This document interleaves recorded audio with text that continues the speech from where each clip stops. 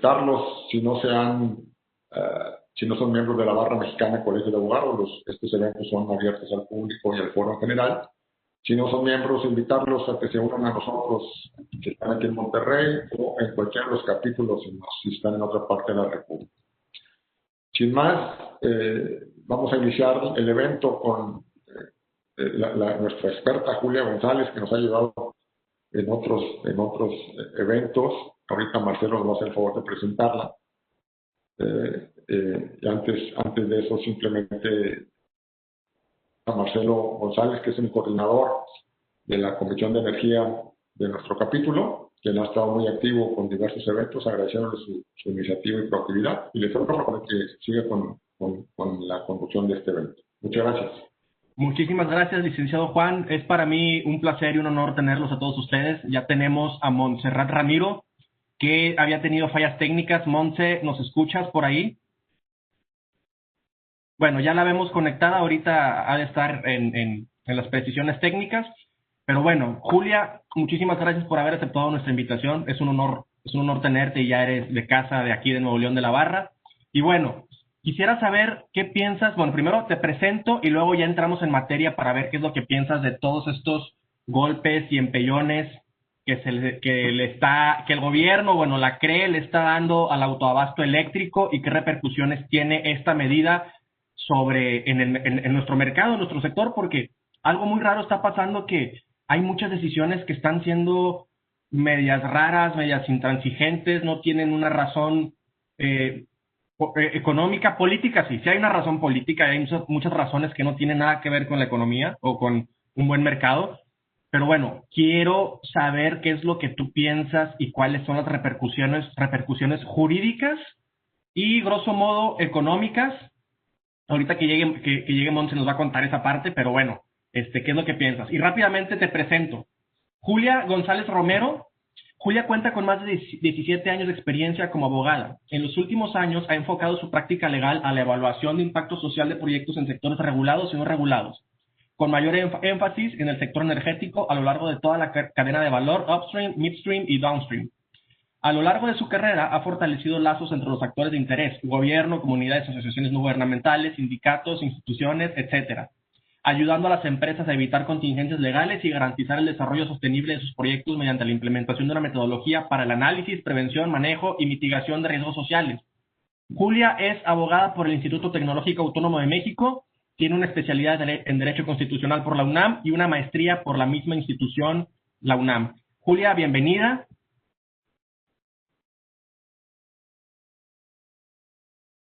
¿Nos escuchas? Sí. Sí, perdónenme. No te preocupes. Se me olvida cancelar el silencio. No te preocupes, Julia. ¿Qué está pasando? ¿Cuáles son tus posiciones sobre esto, el golpe al autoabasto eléctrico? Cuéntanos, por favor. Bueno, antes que nada, muchísimas gracias al presidente del capítulo Nuevo León, al señor Juan Isidoro, y a ti, Marcelo, de la Comisión de Energía, por recibirnos el día de hoy. Es un honor poder participar en estos eventos. Si estás de acuerdo, Marcelo, lo que voy a hacer es que voy a hacer una línea del tiempo de lo que ha ocurrido en el sector eléctrico para entender la importancia de este último acuerdo que se publicó la semana pasada. Todo empezó el 25, Paula. Todo empezó el 25 de marzo de 2019, cuando se publicaron los cambios de estricta separación de la CFE. Este fue el primer acuerdo que modificó de cierta forma la manera en la que estaba operando la industria eléctrica en México. A este acuerdo le siguió el de las modificaciones a los certificados de energía limpia, que se publicó el 28 de octubre de 2019. El primer acuerdo, el de la estricta separación de la CRE, no causó una reacción inmediata de los generadores, de los jugadores en el sector eléctrico, pero el de la modificación de los certificados de energía limpia sí causó ya algún tipo de escozor, y se presentaron muchos amparos, y derivado de estos amparos, varios jueces en realidad, suspendieron de forma definitiva la entrada en vigor de este acuerdo. Esto no quiere decir que el acuerdo no esté vigente, lo único que quiere decir es que está pausado, que todavía no surte efectos. Y lo que es muy interesante en el caso de los certificados de energía limpia es que los jueces consideraron dos cosas: que se estaba que se tenía que suspender porque si entraba en vigor iba a ser irreparable, con que salieran, tomando en cuenta el principio precautorio, que es un principio en materia ambiental que dice que si no puedes predecir todos los efectos ambientales que va a tener una medida, es mejor que pares todo hasta cuando realmente lo puedas medir. La emisión de los certificados de energía limpia siguió lo que conocemos como el acuerdo CENACE, que se llama, el nombre completo, el Acuerdo para garantizar la eficiencia, calidad, confiabilidad, continuidad, seguridad del sistema eléctrico nacional con motivo del reconocimiento de la epidemia de enfermedad por virus SARS-CoV-2, entre paréntesis, COVID-19, que se expidió el 29 de abril de 2020. Yo no sé si lo recuerdan, pero este es el que paró las pruebas preoperativas de las centrales solares y eólicas. A este acuerdo no solamente presentaron amparos los generadores contra él, sino también SEMDA y Greenpeace, que son dos amparos que han sido muy sonados. Derivado de estos amparos que presentaron estas organizaciones, también se suspendió de forma definitiva con efectos generales. Quiere decir que sigue vivo en el ordenamiento jurídico, pero está pausado. Quiero que esto quede muy claro. Estos acuerdos no han perdido validez. Lo que pasa es que ahorita no se están aplicando porque los jueces determinaron suspenderlos definitivamente durante la duración del juicio de amparo para determinar si van a entrar en vigor o no o en qué términos. La saga continuó el 15 de mayo con la expedición de la política de confiabilidad, seguridad y continuidad y calidad del sistema eléctrico nacional de la CENER del 15 de mayo de 2020. A este acuerdo también le cayeron muchos amparos. Y además, aquí se empezó a escalar la cosa porque es en el que la COFECE presentó una controversia constitucional y también los estados de Jalisco, Tamaulipas, Colima, me falta uno, no recuerdo cuáles, pero se presentaron ya controversias constitucionales. Esto quiere decir que tanto la política de CENER como el acuerdo de CENACE van a ser también conocidos por la Corte. Hay que tomar en cuenta que las controversias constitucionales sirven para cuando una autoridad piensa que otra autoridad está invadiendo su esfera de competencias, es decir, que está haciendo algo que les correspondería a ellos por alguna razón. Si tiene alguna duda alguien ahorita, por favor levanten la manita y con un gusto lo vamos viendo puntualmente. El 10 de junio de 2020 se aumentaron las tarifas de porteo. A estas tarifas de porteo también se presentaron distintos amparos por parte de los generadores. Y, por supuesto, la última disposición administrativa que se publicó, además del Programa Sectorial de Energía 2020-2024, que también se suspendió también por por las solicitudes de organizaciones no gubernamentales, fue las disposiciones administrativas de carácter general que establecen los términos para solicitar la autorización para la modificación o transferencia de permisos de generación eléctrica o suministro eléctrica contenidos en la resolución RES 390-2017, que esta es la última modificación normativa que se ha hecho y ha causado también mucho revuelo porque esta se había sometido a procedimiento de consulta pública, a un procedimiento de mejora regulatoria desde febrero, y la CONAMER en aquella entonces les dijo que no podía exentarlos del procedimiento de mejora regulatoria porque sí tenían cargas para los particulares porque se estaban estableciendo prohibiciones y restricciones. En realidad, después de 8 meses, se presenta un acuerdo que no tiene modificaciones y en esta ocasión la CONAMER, a pesar de que la COFECE le emitió una opinión que envió a CONAMER pidiéndole que por favor pasara por el procedimiento de mejora regulatorio completo porque podía afectar la competencia y algunos derechos de los generadores de energía, la CONAMER tomó la decisión de exentarlo del procedimiento de mejora regulatoria y se publicó al día siguiente de que se realizó la exención. En esto vamos. Perfecto. Julia, a ver, acaba de ingresar un gran amigo mío desde hace muchos años, también un actor muy relevante en el sector energético. Él es joven, Paul Sánchez. Paul, ¿estás por ahí? ¿Nos escuchas? Hola Marcelo, ¿cómo estás?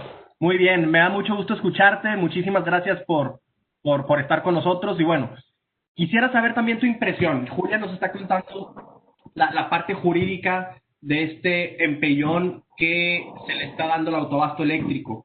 Por favor, Paul, quisiera que tú complementes esa parte. ¿Qué está pasando? ¿Y cuál es tu visión de lo qué está pasando y qué va a pasar y cuáles son las consecuencias de esto?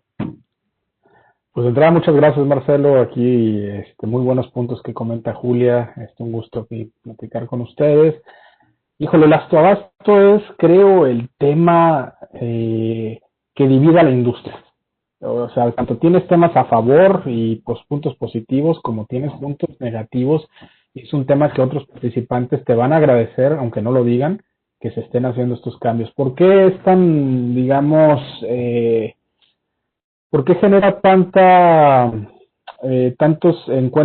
puntos de vista encontrados? Es porque precisamente es una naturaleza que compite, es un mercado alterno que compite con el mercado eléctrico mayorista. Y dadas la idea, el espíritu de la ley que se tenía era vamos a respetar en sus términos los contratos legados en el tema de altas y bajas. Es una interpretación, no estoy diciendo que yo sepa exactamente lo que puede interpretar el Poder Judicial. Para los centros de carga que están asociados a una planta de generación de autoabasto, una sociedad de autoabasto, no significaba, es lo que argumentan algunos, que si yo soy parte de un autoabasto y luego me salgo de ese autoabasto y entro a otro autoabasto, pueda generar, pueda estar saltando, digamos, dentro de un modelo legado de un contrato en otro. Entonces hay una corriente ahí que dice que el transitorio de la ley de la industria eléctrica no amparaba, no avalaba saltar de un contrato a otro. Ahora, el no hacerlo de manera correcta, el no hacer las cosas, digamos, de manera gradual, lo que está generando, lo que puede generar, es un efecto inflacionario. ¿Por qué? Porque toda la gran industria del país y todos los grandes comercios del país, grandes cadenas comerciales, están en un autoabasto. La que tú pienses, Cemex, está en un autoabasto en muchas de sus plantas, no sé, Soriana, los grandes, digamos, consumidores de México están en una sociedad de autoabasto. Entonces, decir de un día para otro que les vas a aumentar en algunos casos, de 5 centavos el kilowatt hora hasta 30 o 90 si están en medio o baja tensión, pues claro que tiene un efecto en todas las compras. Hay un mito que rodea ahí, que es que seguramente si esto cambia es como un impuesto y el empresario se lo va a tener que digamos, restar a sus utilidades. Eso no va a pasar. Lo que va a hacer el empresario, lo que va a hacer el empresariado es trasladar estos costos y al final de cuentas tiene un efecto en todos los consumidores. Y ese es el problema de no hacer las cosas de manera, digamos, sin considerar el impacto regulatorio. Y aquí me quedo en esto que decía Julia, bien importante, es precisamente donde duele que ya no esté una CONAMER fuerte, donde al menos antes, digo, se veían muchas discusiones y muchas cosas se pasaban a pesar de que había comentarios en contra y decías, bueno, no se esperaba este tipo de digamos, transición o este tipo de decisión, pero el hecho de que ahora pasen como, digamos, por la libre, decir, aquí te va una resolución y por favor dame, todo tiene una solicitud de extensión de MIR, entonces eso está generando un problema al análisis de impacto regulatorio, porque no se está midiendo el impacto regulatorio. Entonces este es un tema bien importante que sin duda debe llegar a resolverse en qué es lo que debería decir, qué es lo que dice la ley y cuáles son los derechos de los autoabastos. O, valga recalcar, no me refiero a que aquel autoabasto que ya está conformado y sus socios no se están moviendo, me refiero a aquel que ya se estaba terminando, ya se estaba venciendo y se acabó mi contrato y estaba ahora con una planta, no sé, termoeléctrica en el norte y ahora me voy a ir a una eoloeléctrica en el centro del país. Eso sí rompe de alguna manera la lógica. En algún debate que tenía en alguna ocasión me decían, es que este es un tema de competencia o es un tema de ilegalidad. Pues no lo sé, en temas de competencia a mí me cuesta mucho trabajo pensar, perdón la expresión, que los autoabastos generan competencia. ¿Por qué? Porque son muchos modelos que la mayor parte de los casos, hay algunos que no, pero la mayor parte de los casos ya están sus contratos, están corriendo y no es que estén generando mejores condiciones, es un mercado club, es decir, no todos tienen acceso a este mercado y por lo tanto es como para mí un second best, la segunda mejor opción que tenemos en el mercado eléctrico, perdón, sin impulsar el mercado eléctrico. ¿Cuál es el otro gran problema que veo? Pues que no hay un mercado eléctrico maduro. Entonces, al no haber un mercado eléctrico maduro, sin duda, y ese sí es algo que tiene razón la COFESE, pues pareciera que todo es para fortalecer a CFE. ¿No podría haber otros suministradores de servicios básicos? Sí, sí podría haber, pero el problema es que de los 4 o 5 permisos que se pidieron hace 3 años, ninguno está operando, no se han solicitado subastas. ¿Por qué? Pues porque no hay certeza regulatoria y volvemos a cerrar el círculo con lo mismo. Al no haber certeza regulatoria, al salir estos memorandos de la CRE va a tener, digamos, de manera discrecional si aprueba o no aprueba permisos, si aprueba o no aprueba modificaciones, y no les está dando seguimiento, no le están siguiendo los calendarios. Muchas de las resoluciones son presiones, donde después de un amparo les obliga a la autoridad a resolver y responden en negativo. Entonces estamos cayendo en la simulación porque no se vota, no se habla, no se dice nada y se están, digamos, vulnerando finalmente los derechos de los usuarios. Pero, a ver, me quedo con que se están vulnerando los derechos de muchos de los usuarios y hay una gran falta de certeza regulatoria. En ese marco, creo que el juicio de amparo es un mecanismo constitucional que nos puede ayudar a combatir esas intransigencias gubernamentales. Pero, Julia, a ver, ¿hay otro mecanismo que pueden utilizar las empresas para protegerse de los embates del gobierno? Porque hay muchas inversiones que están atravesadas y se está perdiendo el valor de México como un lugar de inversión, como un lugar serio de inversión. Entonces, ¿de qué otros mecanismos se pueden valer las empresas para defenderse? ¿Y qué implicaciones tienen esos mecanismos? Bueno, para empezar, este acuerdo del autoabasto dice que el acuerdo va a ser impugnable solamente vía de amparo indirecto, porque eso es lo que decía la ley de órganos coordinadores de energía, pero no toma en cuenta que la Corte ya emitió una jurisprudencia que van a aplicar los juzgados de distrito seguramente y los colegiados de distrito, que dice que contra las resoluciones de la CRE procede el juicio de nulidad. Entonces tendríamos que tener mucho cuidado, porque si no estamos tratando temas de constitucionalidad, la vía idónea, de acuerdo con la Suprema Corte, sería un juicio de nulidad, no un juicio de amparo indirecto, que es el que generalmente se utilizaba siempre. Ahora, el tema de los amparos indirectos se da porque hay temas de constitucionalidad. En este caso, por ejemplo, han procedido los juicios de amparo por temas ambientales, por temas de competencia económica, porque se viola el derecho a la participación. Yo no sé si alguno de ustedes recuerde que la Corte declaró inconstitucionalidad la modificación de la NOM CRE 016 en 2018, justamente porque no siguió el procedimiento para modificar a las NOM. El caso no es exactamente igual a lo que está pasando ahorita, porque cuando pasó lo de la NOM, fue que el Pleno de la CRE decidió que era una modificación que no causaba afectaciones y que por tanto no tenía que pasar por el procedimiento de modificación de las NOM, y lo publicó así. La Corte dijo que no, que como no había seguido el procedimiento y sí podía tener afectaciones, y por esto es por lo que quería regresar, tomando en cuenta el principio precautorio, porque era el que modificaba la cantidad de etanol, el porcentaje de etanol. Pues la Corte dijo, como yo no puedo decir si sí va a tener impactos positivos o impactos negativos, por el principio precautorio en materia ambiental, puedo decir que esta NOM no se pudo haber expedido sin haber seguido el procedimiento correcto, y la declaró inconstitucional.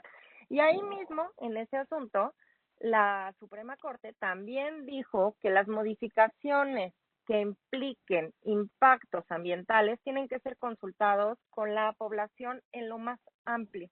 Entonces, que se vulneraba el derecho de participación. En muchos de estos acuerdos que se han aprobado que afectan al sector eléctrico, la lógica va a ser la misma o podría llegar a ser la misma que la de la Corte en la modificación de la NOM CRE 016, en el sentido de que no se está siguiendo el procedimiento, se vulnera el principio precautorio de materia ambiental y además no se protege la participación a la que los ciudadanos mexicanos tenemos derecho por los tratados internacionales en los que México es parte. Dicho eso, la otra cosa es que México ha firmado un montón de tratados de protección de inversiones. Esto quiere decir que si una empresa que está operando en México y que tiene inversión extranjera se ve afectada en su expectativa legítima de hacer negocio cuando entró a México, puede demandarle al Estado mexicano el pago de esto, ¿no? Y lo que toman en cuenta muchas veces para decidirlo es que se le haya dado a los inversionistas un trato justo y equitativo. Y en este caso, ya se habla mucho de que no se ha dado, porque son modificaciones que se dan de forma arbitraria simplemente porque no se siguen las formas correctas para modificar la regulación, y además tiene todo el potencial de causar daño a la inversión. Ahora, para que verdaderamente procediera a un pago por esta naturaleza por parte del Estado mexicano a un inversor, tendría que además probarse el daño que se le ocasionó con estas medidas. Pero ciertamente hay un daño por parte del gobierno, un daño visible, un daño que es imposible de ocultar.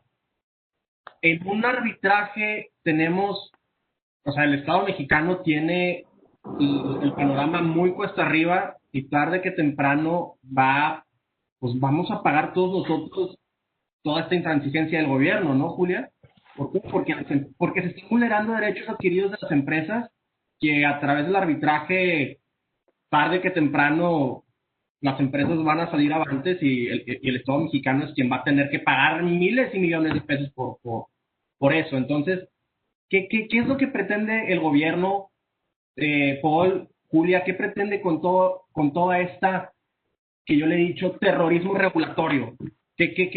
¿Cuál es el panorama que ustedes ven de aquí al próximo año? Paul, ¿quieres que empiece o empiezas tú? No, adelante. Me parece que la intención del gobierno es clara y lo ha dicho sistemáticamente. Lo que busca el gobierno es fortalecer a CFE, ¿no? Lo ha dicho en todas las políticas. Ha sido muy transparente respecto a su objetivo. Ahora, el próximo año va a ser crítico porque el próximo año hay elecciones y porque además el presidente había anunciado desde hace tiempo que no iba a realizar modificaciones a la reforma energética como tal en los primeros años de su gobierno, y pues el próximo año van a ser los 3 años de su gobierno, así que a partir de ahí vamos a ver si efectivamente se va a modificar la ley o incluso la Constitución, ¿no? Y en el caso de que se modifique la Constitución, es una de las pocas modificaciones legales que permite terminar con los derechos adquiridos de acuerdo con la Suprema Corte. Entonces ahí es cuando vamos a tener que tener más cuidado si este supuesto llegara a darse. Digo, también falta ver qué pasa en las elecciones, porque finalmente la Cámara de Diputados es crucial para aprobar cualquier tipo de reforma legal y mucho más constitucional. Claro. Paul, tus impresiones al respecto. Híjole, a mí lo que me preocupa de fondo es que hayan encontrado la manera de darle la vuelta a la ley a través de ejecuciones. Es lo que estamos viendo en todas las acciones de este gobierno. Desde memorandos hasta invitaciones a Palacio Nacional, desde cambios, digamos, políticas y todo esto que se emite de manera de no voy a tocar la ley, pero utilizo todas aquellas lagunas legales a mi conveniencia para aquello que pueda interpretar como política, lo pongo como política, aquello que pueda interpretar como una instrucción al SENACE, pues es una instrucción al SENACE, aquello que pueda decirle a los reguladores que no hagan y no lo hacen. Ese es el tipo de cosas que yo veo que es peligroso, más allá de todo, porque no sé si incluso es válido que exista estas lagunas legales. Muchos de los instrumentos regulatorios que se debían crear no se habían creado para cuando llegó esta administración y ha sido fácil darle la vuelta a estos instrumentos. Lo que sí es un hecho, y ahí es donde yo secundaría lo que estaba diciendo Julia, es generarán estas situaciones responsabilidades administrativas. Es decir, la CRE es un órgano colegiado, pero si están faltando a los principios legales, esto tiene un efecto que pueda ser imputado a sus personas, es decir, sus responsabilidades administrativas, dónde empiezan y dónde terminan, porque sin duda hay muchos casos donde se están afectando derechos, y se están afectando derechos en muchos sentidos, y coincido 100% en este ejemplo que nos daban de cómo ya la Corte había señalado que no siempre, o sea, que no se puede en todos los casos proceder solamente o limitar solamente al amparo indirecto, sino que tiene que haber puede haber puede haber un juicio de nulidad o puede haber otro tipo de recursos. ¿Por qué? Porque finalmente son temas que no pueden ir en contra de los mecanismos de defensa que tengan los usuarios y en este caso los permisionarios. Hay muchos temas ahí que quedan de manera ambigua, mi estimado Marcelo. ¿Por qué? Pues ese es el tema que hemos estado analizando en el sector, hasta dónde pueden llegar los usuarios, hasta dónde pueden llegar las empresas. Creo que al inicio había un optimismo de no creo que no se pegue esta administración un balazo en el pie, no creo que pase nada. Después pasamos a un optimismo más moderado de decir, bueno, al menos que se mantenga lo que ya está, y ahora llegamos a este punto que nos estamos imaginando que es el escenario donde ya no te voy a demandar para que me dejes hacer cosas, te voy a demandar para que me pagues tiempo perdido, inversiones perdidas y para que me pagues mi salida del país. Pues te vas a quedar sin inversiones, sin empleos y con una deuda. Y ese es el gran problema que este tipo de acciones está teniendo en México. Ya no somos la última Coca-Cola del desierto, ya no somos el único país que puede atraer inversiones. Muchos de los inversionistas ya se están yendo o ya no están llegando, están vendiendo sus activos y están buscando mejores lugares. Colombia, están buscando, se van a Chile, se van a Colombia, se van a incluso Centroamérica, donde hay mejores condiciones para desarrollar proyectos, donde hay apertura para desarrollar renovables, para mejorar la red. Entonces, México no es tan especial como a lo mejor pensábamos en los 30 cuando decidimos nacionalizar el petróleo y en los 60 cuando decidimos nacionalizar la industria eléctrica. Más bien la pregunta que hay que hacernos es, este daño reputacional en el sistema de inversiones, ¿cómo nos va a afectar en el largo plazo?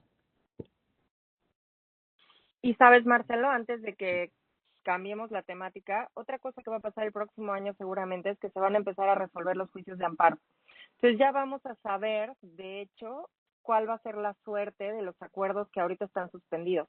Porque si bien ha habido este golpeteo regulatorio, todavía están la mayoría parados, ¿no? Ahorita no ha tenido ninguno sus efectos.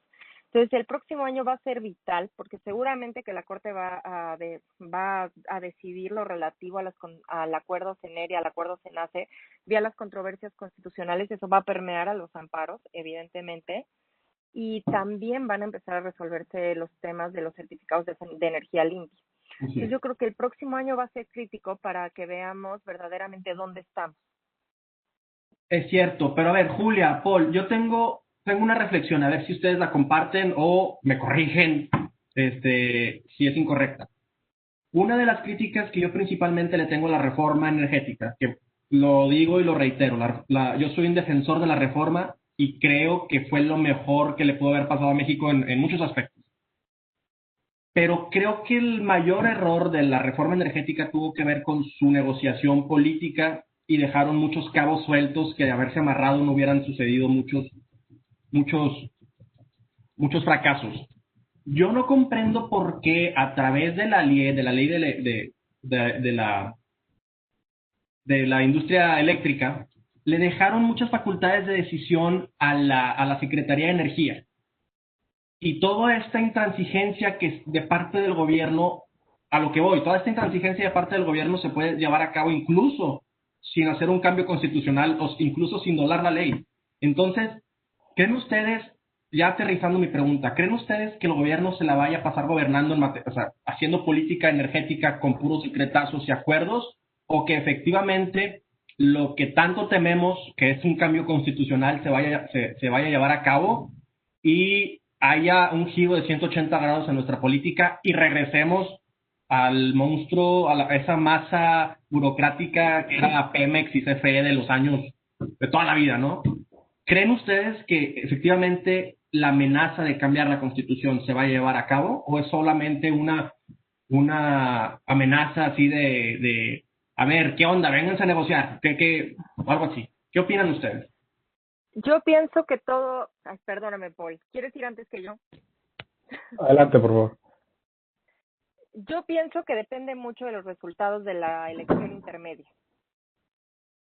Porque finalmente, si en las siguientes elecciones la mayoría sigue siendo tan apabullante, va a quedar claro que aunque algunos discrepemos con las políticas, siguen teniendo el peso que requieren para poder aprobarlas.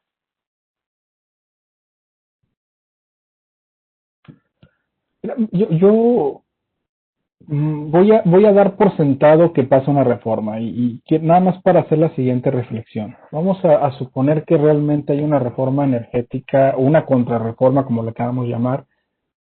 Hay que darnos cuenta como sociedad de que estos tiempos que estamos viviendo, tanto la administración de Peña como la administración de AMLO, han sido, llamámosle, sui generis, es decir, para volver a tener estas condiciones y volver otra vez a otra reforma energética que contrarreforme la contrarreforma energética, sería una cuestión muy difícil. O sea, volver a una condición donde haya un Congreso que aunque haya sido criticado el Pacto por México, pues finalmente fue eso, sentar las voluntades para sacar una serie de reformas, incluyendo la reforma energética. Entonces, si el Congreso sigue dividido, si gana Morena otra vez, si hay otra vez aplanadora, volver a un punto donde hay otra vez minorías y éstas se puedan poner de acuerdo o que sea una aplanadora completamente opuesta, vaya que se ve difícil. Eso es para mí el punto de excepcionalidad de estas dos administraciones, tanto la aplanadora como la que se tuvo que poner de acuerdo para sacar las reformas, que sería difícil para volver a ver estas condiciones y poder reformar o contrarreformar la reforma. Fuera de eso, coincido contigo, Marcelo, y creo que sería mi crítica fundamental también a la reforma energética. Creo que los diseñadores de la ley no llegaron a prever el riesgo de dejar muchas de las facultades que podían haber dejado en los órganos reguladores o dejado en algunas áreas con menor control político, pues decidieron dejar ahí un área para poder atravesar o para poder llevar la política energética. Te doy un ejemplo, las rondas petroleras. No se necesita mover la ley para que no haya rondas petroleras. ¿Por qué? Porque todo depende de un plan que tiene que pasar CENER, y si CENER no pasa ese plan y no hay una obligación de hacerlo, no hay rondas. Igual en las mismas situaciones estamos viendo en otras áreas. Entonces muchos temas quedaron al amparo de una ejecución o ya sea de Hacienda o ya sea de CENER, y ese es el área de oportunidad que en dado caso de que en algún momento hubiera una reforma que pudiera mejorar lo que tenemos, sería eso, es decir, mejorar los controles, eliminar estas, digamos, puertas que se establecieron para poder interferir en las áreas de la reforma energética y a lo mejor renunciar hasta cierto grado de poder. Yo lo que vería en el futuro, una nueva reforma o una reforma 2.0, como le llaman algunos, es darles más fuerza a los estados. Creo que los estados y municipios deberían ser actores fundamentales. Ya esta idea de la energía como un sistema federal me parece que se va de la tendencia de descentralizar todo el sistema energético. Y la segunda es dejar de interferir políticamente en las grandes empresas del Estado, CFE y Pemex, empezando con que el director no lo puede seguir nombrando el presidente. Eso sería para mí el reto para una administración que de veras quisiera hacer un cambio radical en el sector energético, soltar un poquito. Y las grandes empresas, no quiero decir nombres, pero grandes empresas que están en modalidad de autoabasto, ¿qué deben o qué pueden esperar de este golpe que el regulador le ha dado a esta modalidad? ¿Cuál es el panorama que se vislumbra para ellas? ¿Cómo deben defenderse? ¿O qué les depara a estas empresas? En mi opinión, hay que aclarar que esta última modificación va a afectar a un nicho muy chiquito, que es el de los permisos legados de autoabastecimiento. Estamos hablando de que estos son los viejos, se les respetaron derechos que ya tenían siempre y cuando cumplieran ciertas condiciones. A ellos me parece que ahorita tienen la vía, por supuesto, del amparo indirecto en la que van a poder decir que el acuerdo es inconstitucional por la serie de razones que ya habíamos dicho, pero también van a tener la posibilidad de migrar a permisos de generación para vender los excedentes que se les estén quedando en el mercado eléctrico mayorista. Estos proyectos legados de autoabasto ahorita no son parte del mercado eléctrico mayorista. Eso es algo que tienen que tener muy claro. Entonces, lo que les queda, si no deciden ir por la vía litigiosa, o incluso si deciden ir por la vía litigiosa, es migrar sus excedentes de energía a el mercado eléctrico mayorista. Y la otra cosa es que en este momento pues tendrían que estar analizando la conveniencia de ya proceder con arbitrajes para la... Bueno, los que tienen nacionalidad extranjera ya seguramente están considerando la posibilidad de acceder a los tratados de protección de inversiones. Coincidiendo con los puntos, fíjate que también creo que ese es un tema bien interesante. Se le ha dado como que una difusión de, es que si me salgo del autobasto no tengo opciones. Realmente donde hay mucha competencia es en el suministro calificado. No es la mejor, no es perfecta, hay muchas áreas de oportunidad, pero ahí es donde están las nuevas inversiones, nuevas plantas que necesitan off-takers, nuevos, ya incluso CFE calificados ya no es dicen lo que hemos escuchado, ya no es el mayor suministrador de servicios calificados del país, sino que ya le han comido mandado a algunas de las grandes empresas. Entonces, no hay que cerrar la puerta a que pueden mejorar las condiciones del mercado eléctrico si realmente se fomenta la competencia y si estamos más allá de los medios de defensa, claro está. Y algo que yo dejaría aquí a los abogados para la reflexión, ojalá sería algo bien interesante, me da la impresión de que algunas de las resoluciones de amparos que han promovido usuarios de las sociedades de autoabasto las han desechado porque no les encuentran el interés jurídico. Es decir, no te afecta a ti como, parece ser que la decisión es no te afecta a ti como usuario, como consumidor, está afectando al dueño del permiso, aunque el consumidor es parte de esa sociedad de autoabasto. Entonces, está medio rara esa situación. Alguna de las conclusiones que he visto va por ese, en ese sentido, soy un consumidor y no me afecta a mí como que no soy el titular del permiso, o al ser un socio autoabastecido sí me afecta, y si sí me afecta, ¿cómo explicamos entonces la migración donde yo renuncio a ese permiso que ya no es mi permiso y me puedo dar un nuevo permiso de autogasto que no es el permiso originario en el que nací? Y eso sí se va más allá de agregar o quitar cargas de acuerdo con los planes de expansión que tenían las sociedades de autogasto. Entonces, esa es la pregunta que yo dejaría ahí a reflexión. Perfecto. Y hablando con varios amigos y colegas y conocidos de la especialidad que conozco que están en el sector, me han preguntado básicamente que si los amparos, Julia, esta pregunta es directa para ti, que si en los amparos lleva mano de ganar el permisionario o si las lleva de ganar el gobierno. Todo esto en el marco de la política y de la influencia, etcétera, que pueden tener ciertos actores políticos sobre decisiones judiciales, suponiendo sin conceder. Pero ¿quién las lleva de ganar y qué se necesita principalmente para salir adelante de todo esto? Ok. Primero quiero tocar un tema que tocó Paul.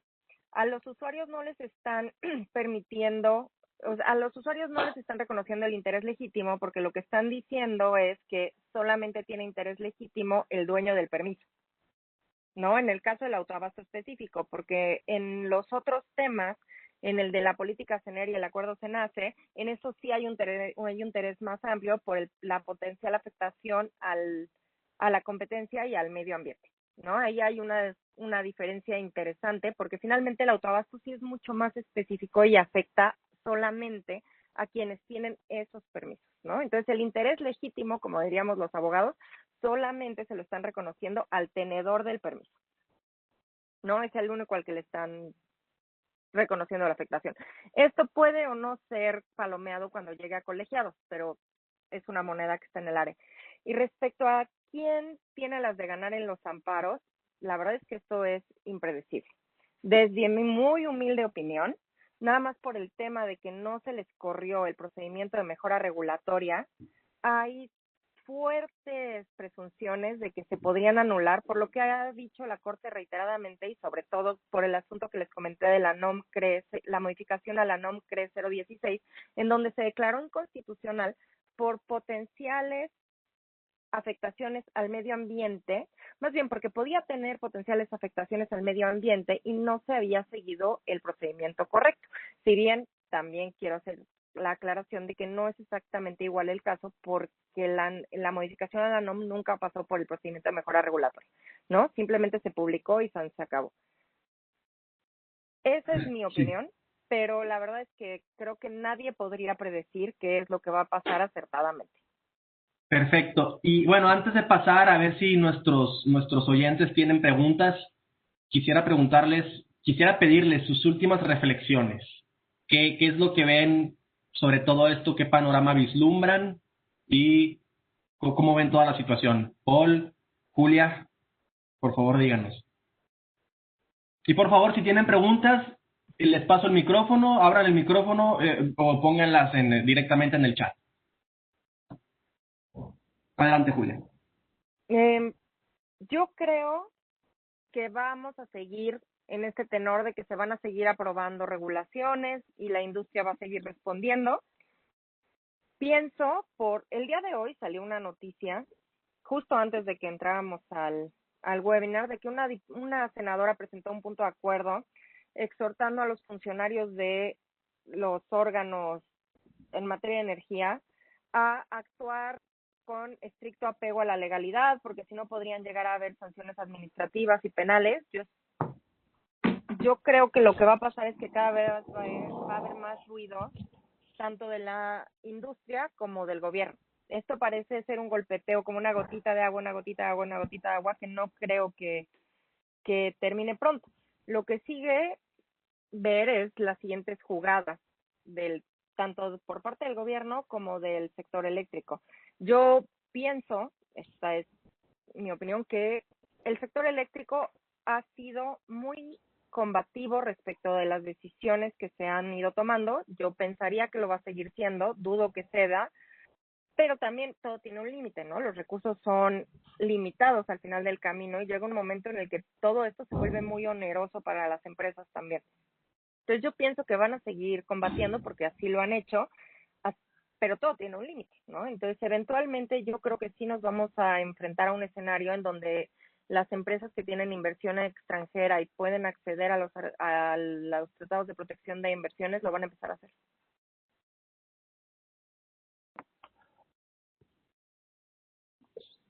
Sin duda, esa es la parte quizá preocupante, como bien señala Julia, pues el dinero tiene un límite. ¿Qué tanto me peleo? ¿A quiénes les va a ser redituables, a quiénes no? ¿Quiénes qué permisos se van a quedar, digamos, en la calle? Algunos incluso sociedades de Tabasco ya habían puesto entre sus riesgos esta situación y ya habían hablado con los clientes y tenían esquemas de salida, no todas. Algunos de plano no van a poder salir de esta situación, los costos pueden ser tan altos que no les va a salir a nadie. Y como les digo, golpean desde gimnasios hasta cereras, o sea, no es una cuestión nada más de le voy a pegar a 3 o 4 empresas, es realmente un análisis de las 100 empresas mexicanas y extranjeras que operan en México más importantes, te vas a encontrar que si no las 100, 98, 97 están dentro de una sociedad de autoabasto. Entonces, creo que si bien el argumento que venía de CFE es que había algunas pérdidas que se socializaban y terminaban en suministro básico, donde CFE es prácticamente el único suministrador, no por esa razón se tienen que tomar decisiones tan apresuradas. Y obviamente, y ahí es donde ha triunfado los medios de defensa legal, que al hacer tan apresuradas estas cosas y al quitar las exenciones de MIR y al palomear todo y hacer de manera tan rupestre muchas de las decisiones en el sector central, han derivado precisamente que se puedan echar para atrás en tribunales muchas de estas decisiones. Queda ver si las decisiones que se han echado para atrás no se están ejecutando. Se ha exhortado a que se dejen de ejecutar, pero de ahí a que no se estén haciendo, es muy difícil probar que CFE esté haciendo todo lo posible o SENACE esté haciendo todo lo posible para seguir promoviendo, por ejemplo, las conexiones o el despacho de energías renovables. Ese es el tipo de preguntas que quizá van a quedar en el tintero. Y pues vaya, dejar la Yo les haría nada más como último comentario. Hay un pliego petitorio ahí de diciembre del año pasado que mandó CFE y lo están siguiendo al pie de la letra. Entonces, lo que sigue son los modelos de contratación de generación distribuida, que sigue también los modelos de tarifa para transmisión y distribución. No solo fue homologarlos, también los van a querer implementar y un montón de cosas que vienen ahí que seguramente van a empezar a cambiar. ¿Por qué? Porque se está haciendo la política eléctrica desde la empresa productiva del Estado. O sea, sigue más. O sea, este cuento no se ha acabado y va en crecimiento. Viene más. Perfecto. A ver, tenemos una pregunta de los oyentes. David Hoyos nos pregunta, y esta pregunta se la voy a disparar a Julia. Julia, ¿qué efectos tienen las disposiciones administrativas de carácter general recién publicadas? Las de autoabasto, lo que hay que empezar diciendo de nuevo que esta aplica a un grupo de permisionarios chiquitos, que son los que los abogados conocemos como proyectos legados, que son los que existían antes de la reforma energética. Tú generabas, no sé, 10 megawatts de energía, por decir cualquier número, y lo distribuías en 3 lugares distintos, ¿no? Pero si resultaba que por algo ya no lo ibas a distribuir a un lugar, podías presentar una opción alterna y la CRE te la aprobaba. Lo que te quitaron es esa posibilidad. Te quitaron en que cambies tu plan de negocio para que si ya no vas a distribuir la energía a una de estas, lo puedas hacer a alguien más. Ese es el derecho que te quitaron, el derecho a modificar cómo repartes la energía en los nodos de energía.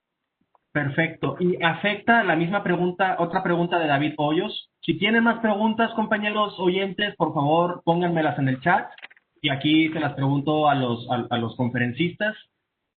¿Afecta o tiene relación con los amparos promovidos en contra del aumento a las tarifas de porteo? Otra vez, ¿afecta o tiene relación con los amparos promovidos en contra del aumento a las tarifas de porteo? Es completamente distinto. El tema del aumento de las tarifas de porteo es un aumento de tarifas. Simplemente que te restringen la posibilidad de cambiar tus planes de negocio. Perfecto. Y déjenme agregar algo que no había agregado y a mí me parece lo más interesante. El acuerdo es muy claro respecto de que a partir de que entre en vigor ya no se van a hacer estas modificaciones, pero no aclara qué es lo que va a pasar con todos los que ya lo habían solicitado. Entonces, ahí va a haber un tema súper interesante porque finalmente si se decide que los que lo solicitaron antes de que entre en vigor el acuerdo tampoco procede, ahí vamos a tener un tema de si les están aplicando retroactivamente una ley o no. Ya como abogada me emociona. Perfecto. Compañeros, les quiero agradecer muchísimo que hayan aceptado la invitación. Paul, para mí es un gusto verte. Bueno, y quiero decirles que Montserrat Ramiro no pudo conectarse por fallas técnicas. Son cosas que bueno, pasan, ¿no? Que pasan y seguramente la vamos a tener otro día aquí en la barra de abogados. Y Paul Sánchez, por favor, cuéntanos dónde te podemos localizar, cómo te pones en Twitter, porque tengo que decirles a todos ustedes que Paul es un gran actor del sector energético. De hecho, yo he aprendido muchísimo de ti, y lo digo sin rollos. De ti, de Víctor Ramírez Cabrera, que es amigo mío desde hace como 15 años. O sea, son jóvenes que están muy metidos en el sector, que quieren cambiar el sector a través de un activismo, pero no el activismo ideológico así, no, o sea, cosas técnicas, desde una perspectiva de a ver, cómo vamos a generar un mejor mercado y cómo las cosas van a funcionar de la mejor manera para el beneficio, para crear beneficios sociales, ¿no? Bueno, Paul, por favor, cuéntanos, ¿dónde te podemos encontrar y qué es lo que haces? Así, grosso modo, cuéntanos.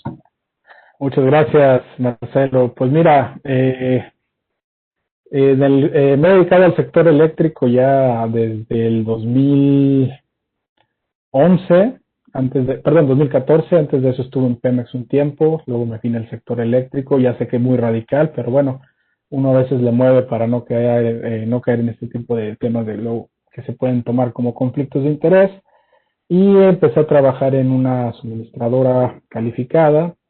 Después de eso salí a una organización civil que se llama Ombudsman Energía México, de la cual acabo de terminar mis 2 años de periodo de dirección general y ahorita sigo siendo parte del comité administrativo.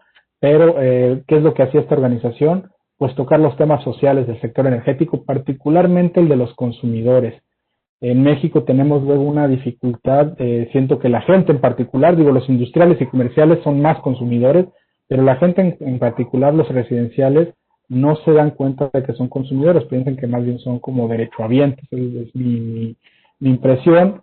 E incluso en esta pandemia me llegaron cientos de mensajes diciendo, es que subió la luz. Y les decía, no, lo que subió es tu consumo, duraste más tiempo en casa y las tarifas son escalonadas y por lo tanto al subir se incrementa 2 o 3 veces lo que estás pagando.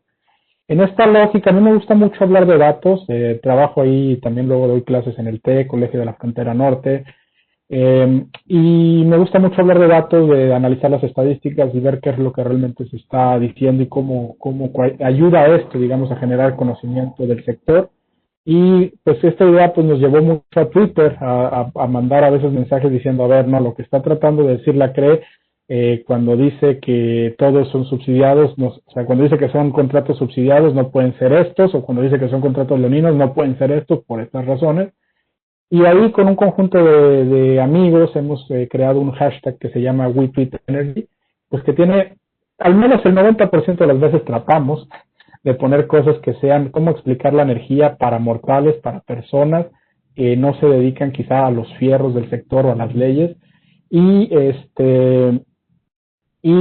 tratar, digamos, de involucrar a la gente al sector. ¿Por qué? Porque muchos no entienden por qué hay apagones, por qué hay un gasolinazo, por qué es el IEPS, qué es el complemento al IEPS, por qué me subió la luz, por qué tengo una tarifa DAC. Todo ese tipo de cosas tratamos de ahí en Twitter ayudar a resolver. Mi arroba es paulalejandros, con ese al final. Y pues ahí estamos, cualquier cosa, échenme un grito, un mensaje, platicamos. Y pues Marcelo, muchas gracias, Julia, un honor. Y Marcelo, muchas gracias por la invitación. Ahí estoy. Nada que agradecer, el gusto es mío en lo personal y para nosotros en la barra, en el capítulo Nuevo León de la barra de la barra de abogados. Es un gran honor y es un gusto tenerlos, porque sí, ahorita más que nunca necesitamos un debate informado de nuestro sector. Tenemos que saber hacia dónde va nuestro sector y qué repercusiones tienen todas estas decisiones que se están tomando. Bueno, sin más, quiero agradecerles, Julia, Paul, les mando un fuerte abrazo y nos reiteramos a sus órdenes. Muchísimas gracias y a todos los oyentes. Pronto vamos a estar organizando una nueva charla y les mando muchos saludos. Gracias a todos.